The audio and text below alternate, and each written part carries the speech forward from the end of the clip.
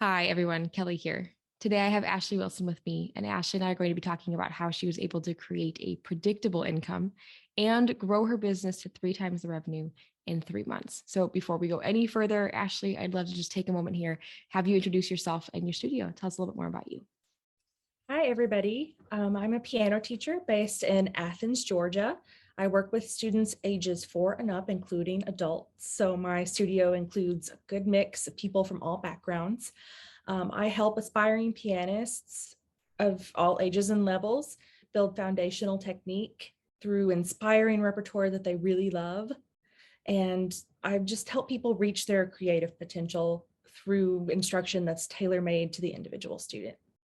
Fantastic. I know that when we first started working together, that was something such a big focus for you is I want to make sure that my students really get this well-rounded education, but it's something that they are excited about, not just following a method book from start to finish or not just learning by rote, but a little bit of a mix of all different techniques, which Right. is really Yeah, exciting. eclectic. Yeah. So exciting. So when we first met, you had a studio. How long have you been teaching privately? I've been teaching privately for 12 years now. I actually started as an intern at the studio where I took lessons growing up. I did that for 2 years, and that's how I decided that I wanted to go to music school and that music education was something I wanted to pursue. Until the past couple of years, actually until 2020, um, I taught for other studios. So under the umbrella of someone else's studio, like a larger company or a music school. And that was great, but I was ready to branch out and kind of do my own thing. Yeah, it makes total sense because after at a certain point, you look at the numbers and you're thinking, wow, I'm making like maybe half of what I could make with another Right. studio. Yeah. Was that kind of the breaking point for you? Is realizing, oh gosh, I probably could be making more if I was doing this on my own? Yeah. Yeah, definitely. And also thinking I could be working less Mm, under my own terms yep, and absolutely. really have the energy to focus more on each individual student when I have fewer of them. That makes total sense. That makes total sense. So you had a private studio, you had students already enrolled, you'd been doing this for maybe about a year to a year and a half by the time that you and I met. So what did the studio look like at that time? How many students did you have? How much were you working? When I met you, I had 9 students. Most of those I had acquired in the last 3 months prior, because of the pandemic. So that had been a challenge. I had a mix of adults and younger students. At that point, actually, by percentage, I had more adults, especially young adults. And a lot of them left for college. Things change, people move away. So I was kind of at an unstable point with number of students and type of students. And I was working under 10 hours a week at that point. Yeah. Now, when you say an unstable, an unstable studio situation, what does that look like? Or what were some of the frustrations that you're running into at the beginning? Well, some students I knew in the fall would be leaving Mm, for college, and which is wonderful. Like I was happy for them. It's one of those situations where people leave and it's on a good note and it's a good thing for teacher and student. Everyone's happy. yeah. But I didn't know how to replace those students. I didn't have any kind of referral system, no kind of organic way to get people into the studio. And that's what gave me a lot of anxiety at that point. So how had those students been finding you? Before we started doing anything new, those initial 9 or so students, how they all located you initially? Most of them by word of mouth through Okay. existing students. Got And it. then a couple found me through some grant writing work that I do. I'm listed on the website of that organization as a piano teacher. So they would see that and contact me from there. And I also had a couple of colleagues in the Athens Music Teacher Association who would occasionally refer students as they got them. Got it. So professional organizations and then just local connections. Obviously, you've been in your community for a while. So having those connections really, really helped.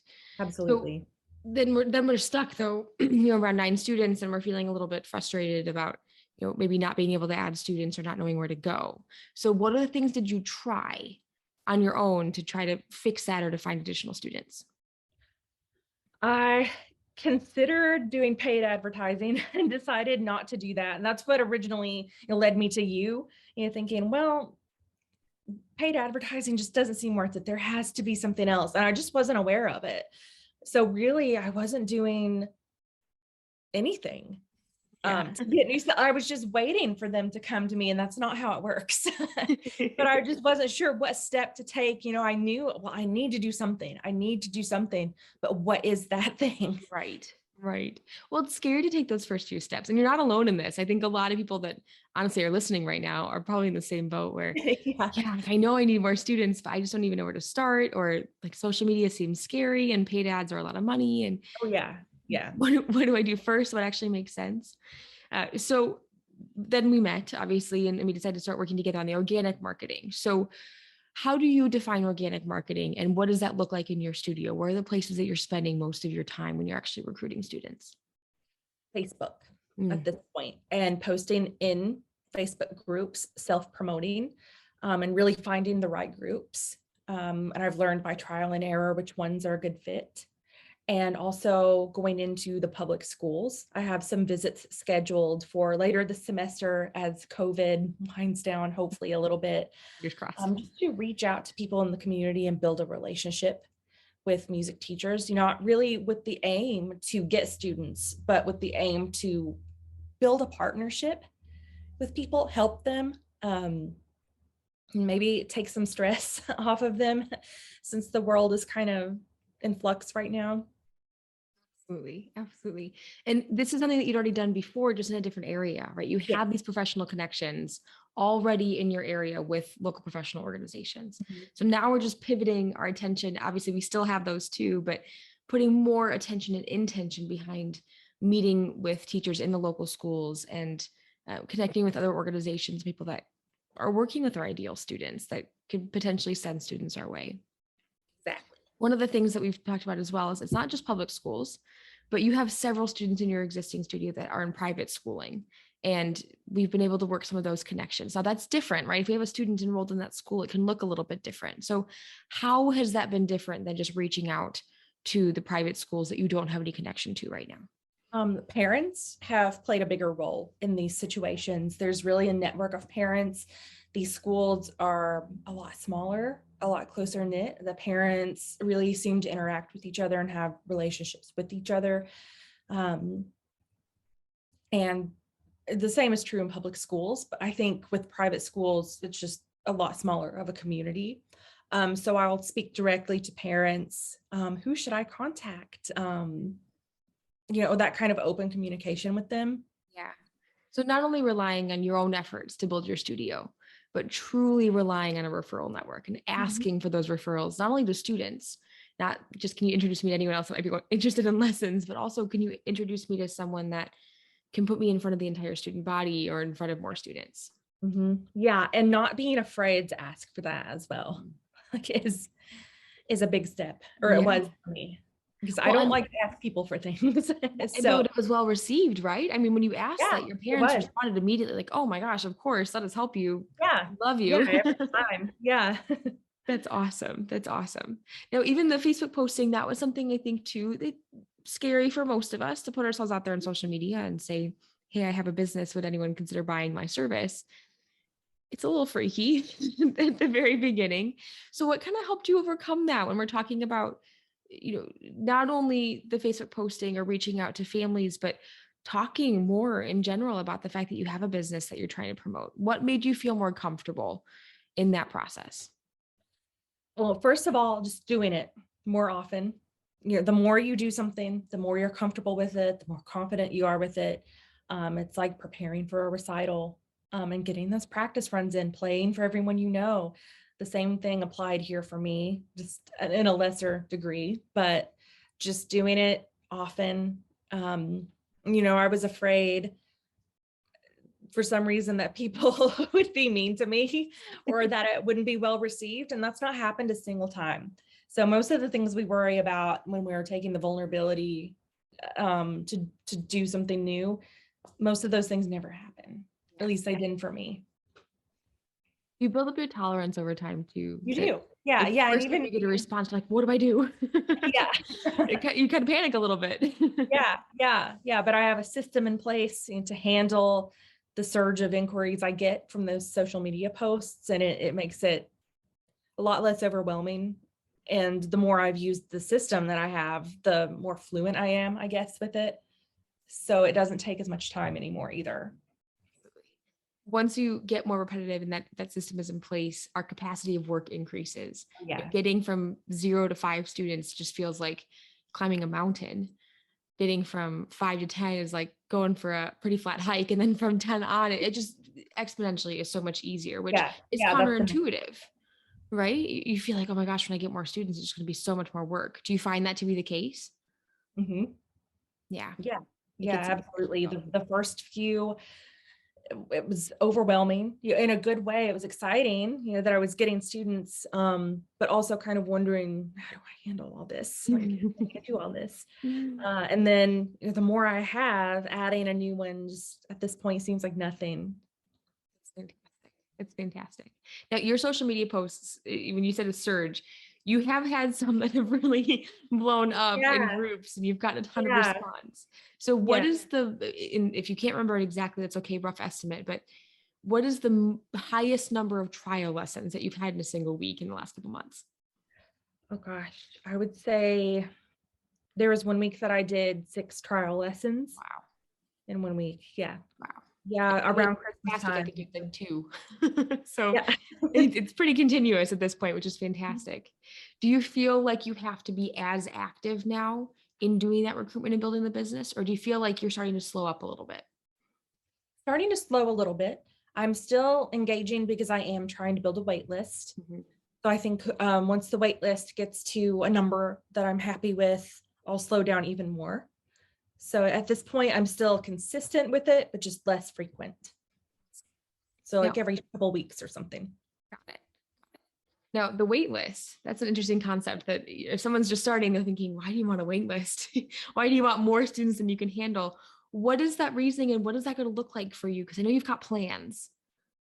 Yes. So my reasoning for a wait list is twofold.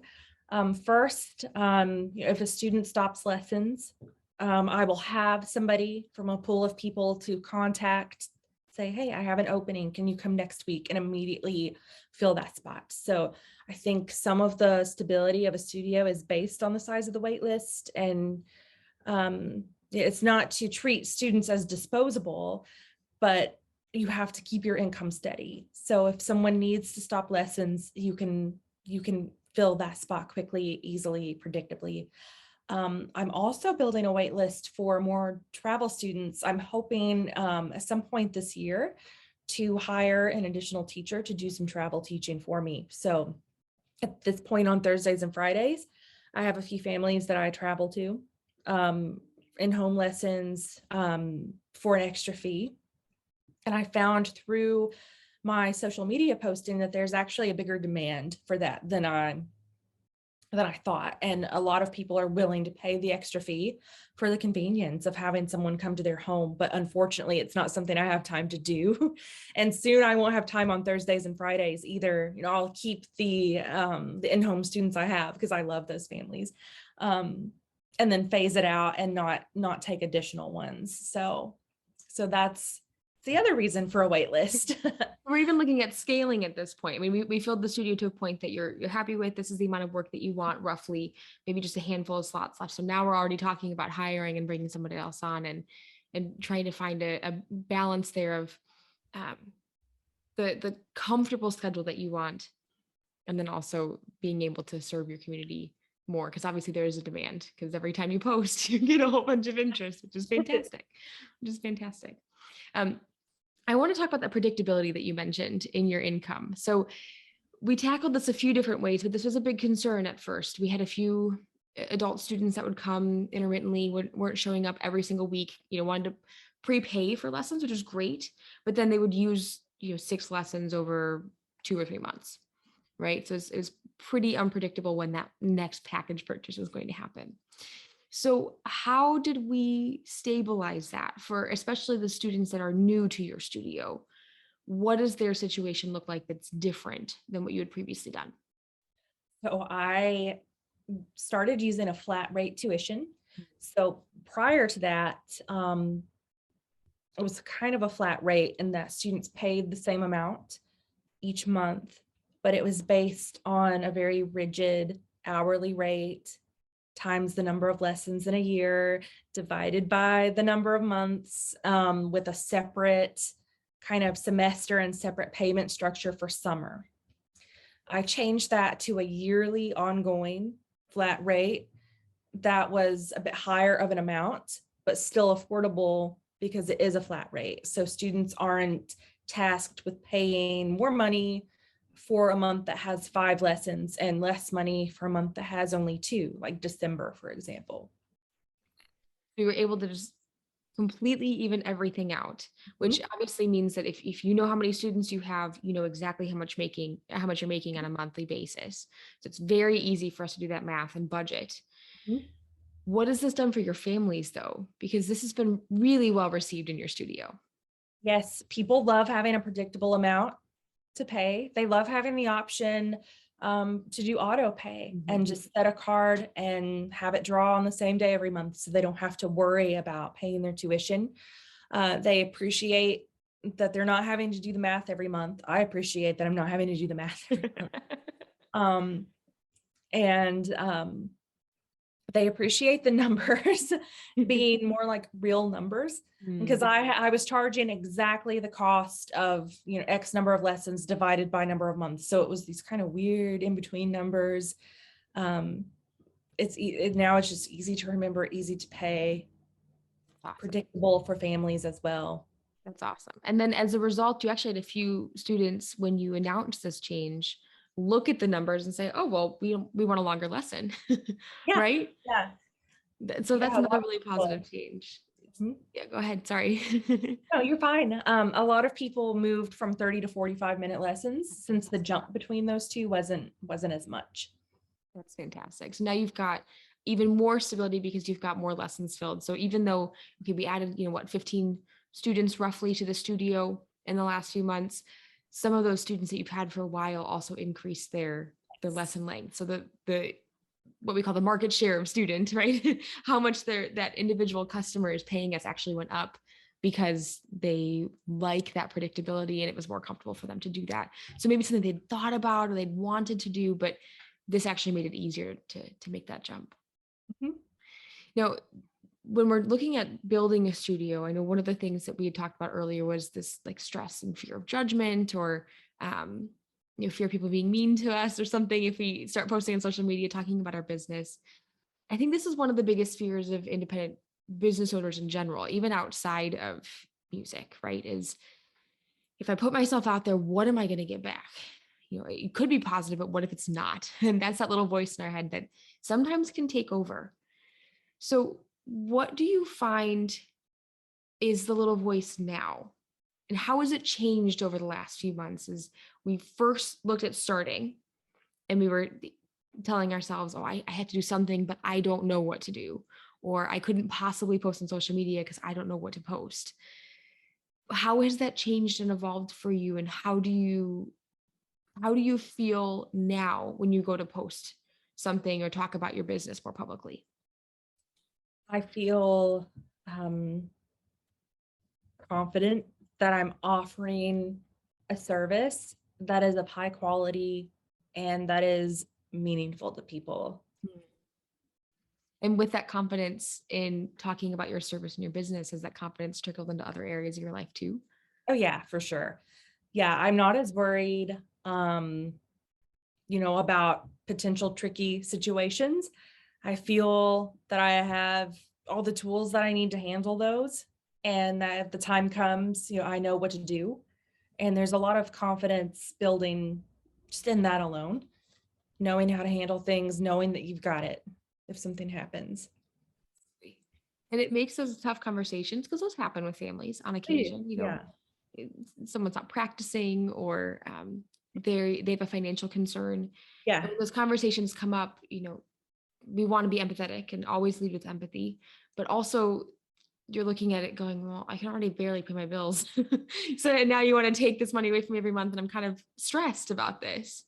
Mhm. So how do you feel that not only having more income and having more students, obviously that helps the situation, but how do you feel it impacts the conversations that you have with families if there is a difficult conversation that comes up? So you're more confident, but what else happens in those conversations that might be a little bit different now?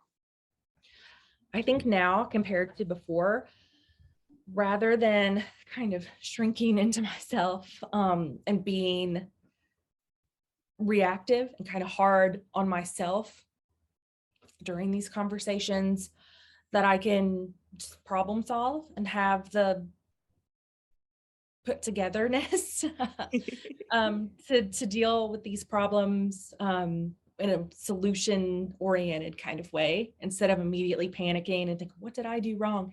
What am I doing wrong? I'm terrible, like that Yeah. negative self-talk. And just push that aside, know that I can handle it and look for a solution. Right. I think that it means better customer service. But Yeah. it's interesting. There's this like tolerance is like a glass that grows over time. So when we first start our career and we first start promoting ourselves on social media, or when we first start having these difficult conversations with parents and we start our studio, we have like a little mug of tolerance. And every time something happens, it takes all of the filling out to be bottom out, and it's so stressful. And you leave that conversation, you're like, oh my gosh, I did something wrong. They hate me. Everything is horrible. How am I going to find a student to replace them? And we immediately go into like that panic mode. Over time, we get more used to those conversations. We get more used to social media. We get more used to putting ourselves out there. We get more used to promoting your business. And that little mug grows. And eventually it becomes a mixing bowl. And now every time something happens, we just skim a little off the top, but we've got all of this experience and confidence and self-assuredness that inform our reaction so that we're not bottoming out every time and you're not spiraling. You have all of this other backing behind you to feel more comfortable and confident, and it doesn't sit with you for days or weeks like it used to. Right, you Absolutely. just move right along and on to the next challenge. And um, there's less fear in that, and there's a lot more consistency because it's easier to keep moving forward when you know in the past it's always turned out okay, so I'm going to be okay going forward too. Yeah. Awesome. So we talked a lot about your business and your fantastic success. Obviously, we've added a lot of revenue to the business and tripled the income. So not only did we add 15 students, so that's not quite triple the students. We talked about the fact that we were able to add some length to some of those lessons as well. But our income has tripled now in the last few months. So right now, where are you sitting on a monthly revenue basis for the studio, looking at the beginning of this coming month? I'll be, as of now, around $3,800 a month. And I have a few students who are interested in trialing soon. So that number may be more by the time we hit February. But right now, I'm anticipating 3,800. And then we do have a list of students too that have, either we're still getting in contact, still looking at those trials, or maybe now is not the exact right time, but they'd like to start in the next few Yes. months. Mhm. So roughly how many additional leads are you kind of sitting on right now that we're just warming up and continuing to be in contact with so that we can get them into the studio in the future? There's probably about Awesome. six families. I think some of them, at least one of them, have more than one child that they're interested in lessons for, but six families at this point. Awesome. Awesome. So there's definitely continued growth, and we have this little pipeline now Yeah. that it's not just, every single lead is do or die for us, but we have Right. we have Yeah. some cushion.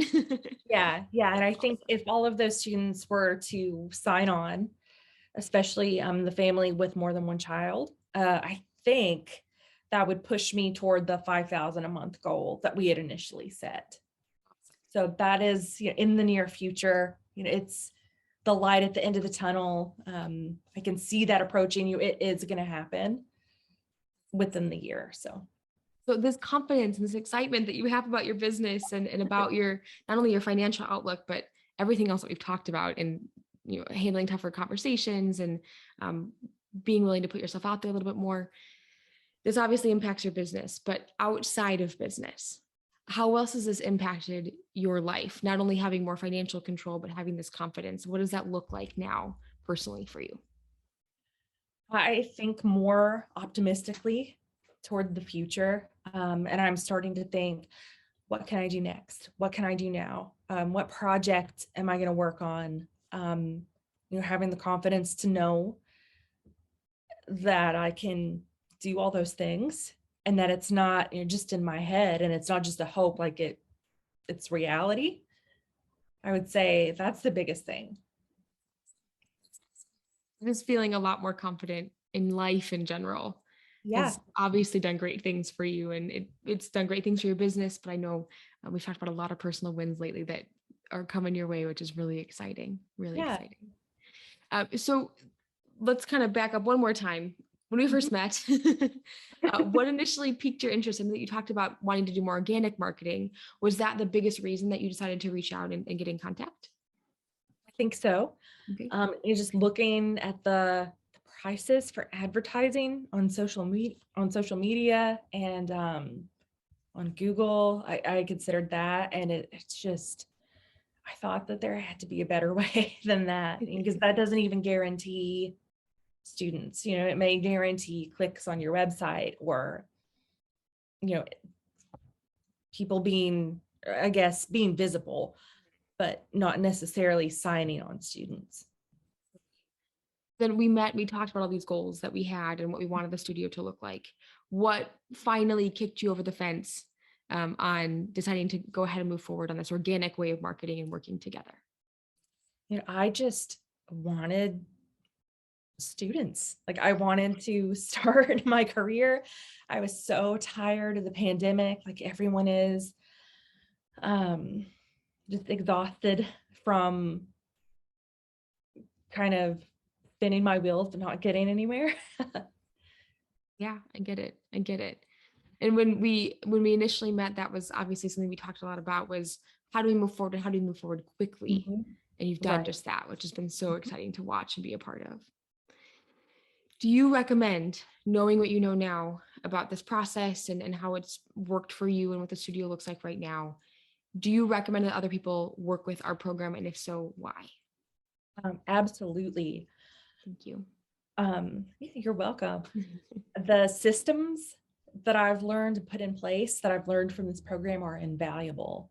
It saves me so much time and energy, and I can use that time and energy to do things that I want to be doing and use that time and energy on my current students to give them the best version of myself when I'm not exhausting myself all the time trying to, get new students. Like I can focus on the ones that I have and being the best teacher for them. Absolutely. Yeah, I it's think absolutely worth the investment.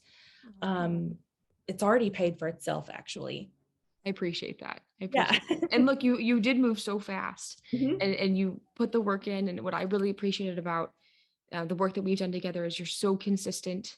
You always were taking at least a step forward, and you knew that that was going to be key. And we talked about that very early on. But you leapt out of that fear very quickly Yeah. and moved forward as fast as possible, which was so exciting. And it's been absolutely incredible to work with you and to see that progress happen so fast. So Thank you. thank you. Thank you. It's just been an absolute joy. I know we've got other projects that we're working on. We're not done. We got to hire a teacher and all that good Yeah. stuff. But I'm very excited about the progress so far. Me too.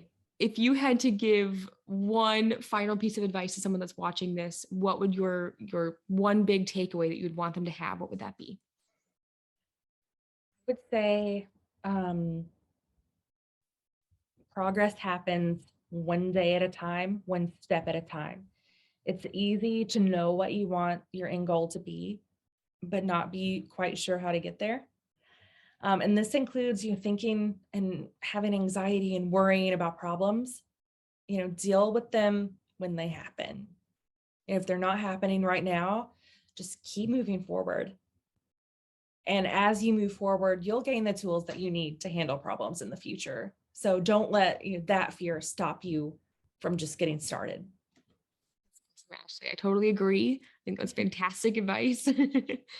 I know it's hard to do for someone listening right now. It's sometimes easier said than done. But Ashley is Yeah. doing it and just did it and has done it recently. So it's absolutely totally possible. And she's a great testament to that because she's really worked hard, which has been fantastic. Ashely, thank you very much for your time today. Thank you for all of your insight, for sharing your story and exactly what you've been working on and how this has happened for you. Again, I appreciate all of the work and the time Absolutely. spent together. It's been an absolute joy. For those that are listening, if you want to find out more about Ashely, you can visit her website. Ashely, what's a good web address for them to find you at? AshelyWilsonPiano.com. I also have a Facebook page for my business that's pretty active, and it's just Ashely Wilson Piano Studio. I think the tag is AW Piano. Perfect. Perfect. So if you want to find out more about Ashely, what she's working on, some of her student experience, you can absolutely go there and view a little bit more as well. Thank you so much for everyone that tuned in. Thank you to Ashely. Of I course. will see you soon. Enjoy the rest of your day. Thanks. Thank you. Bye.